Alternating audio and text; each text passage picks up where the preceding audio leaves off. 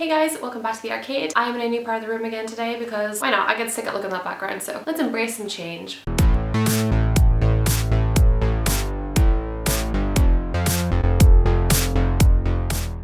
So today I figured I would do a kind of monthly favorites video. We're going to try this out for a little while, see how it goes. We're kind of late to the bandwagon, but oh well. First up, I'm going to start with this amazing Hulk mug.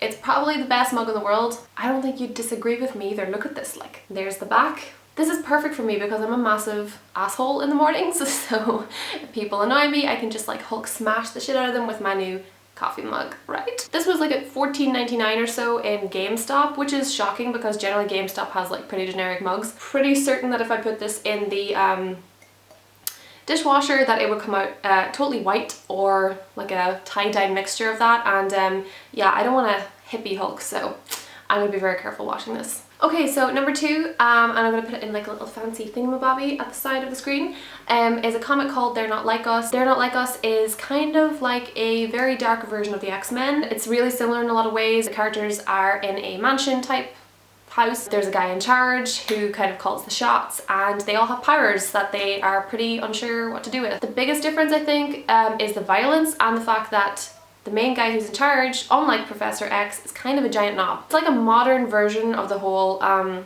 a teenage kid and I have mutant powers and I don't know what to do with them, but it's taken a really interesting turn, a violent turn, where it's like, okay, if anyone finds out, they're gonna think I'm a freak, so I'm gonna just hate everyone and push everyone away. These characters have a lot of fear, and when there's fear, there's hatred. So you can kind of see where they're coming from, even though when you first start it, it's really extreme. But the actual comic itself is so good. I was really surprised because it was only like $7.99 from Image's app. I took a chance on it and I'm really glad I did. The art is really right up my street. It's great for evoking proper emotions with the characters and stuff. When I first opened it, I was kind of like, this is a little bit juvenile for me, but no, I really got into it and I absolutely loved the use of colour.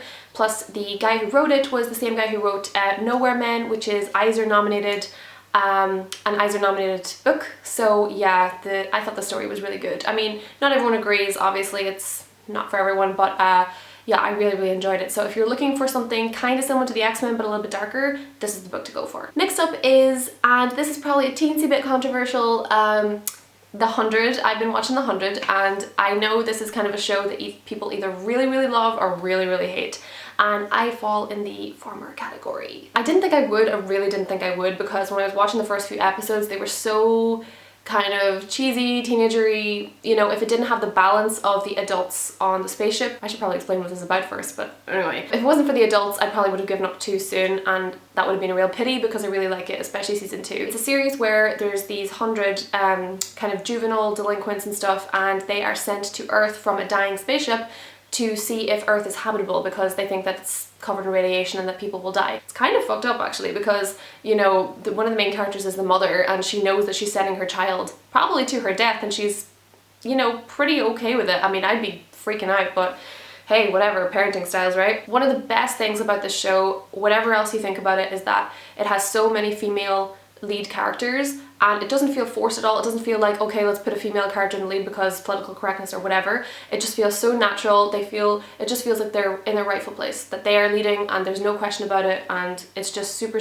rhythmic and their stories are so good. Season 2 is a whole lot better than season 1, but I still liked season 1. But if you've already started it and you're not sure whether to continue, I would urge you to continue because it does get a heck of a lot better, especially once the grounder stories start kind of getting a lot more complex. So stick with it, come on. Let's be 100 fangirls together, okay? Maybe that's going a bit far. Next up is Truth Witch by, crap, who is it by? I will link it in the description because I can't for the life of me remember who the book is written by, which is pretty bad. But anyway, Truth Witch is really good. I just finished it about a week ago. It's about a Truth Witch called Safi and her Thread sister. They're kind of on a typical kind of fantasy thing of people being after them and they have to run away and they get into all these like adventures and stuff like that. It's not exactly the most unique thing in the entire world, well I thought anyway. Once I got to the end of the book, I really did like it and I appreciated what the author was doing. It was actually really creative. Basically people are walking around, they have like these threads, and a thread which can see people's threads, and so like say if you're like really angry, your thread glows a certain color. If you're like have like love feelings or lust feelings or your sadness, so it is kind of cool, the concept of it. I haven't come across that bit of it before. But when I first read it, I actually put it down several times because the first few chapters are kind of real iffy. I actually don't even know why I continued after that, because generally I'd put it down straight away if I'm at chapter 2 and it's still boring. Terrible habit, I know, but whatever, don't judge. So not including the graphic novel They're Not Like Us, Truth Which was my favourite book this month, and yeah, it's probably one of my favourite books of the year so far. At least check out the synopsis, you might like it, who knows. Lastly, and this seems kind of a silly one because I have loved comics since I was about 14 years old, and I have never bought polyethylene bags to put my comics in, so yeah, they're a bit of a shit. I got this and it was 100 for $6.99. I'm sure you can get them cheaper online, but I got these at Forbidden Planet. And yeah, I cannot wait to start going through all of my most valuable and most favourite comics and put them in the rightful place in a proper bag. This kind of seems as though I'm like holding up a pair of rubber gloves as something that's my favourite. Not that that's a bad thing, you can totally love a pair of rubber gloves, that could be your favourite. I'm going to have a great time going through all my comics because I haven't actually checked through them in a really long time, so I suppose I'm looking forward to the experience that this is going to be. Plus at least this way I'll know that they will be preserved properly. So 20 years from now they will hopefully still be in pristine condition.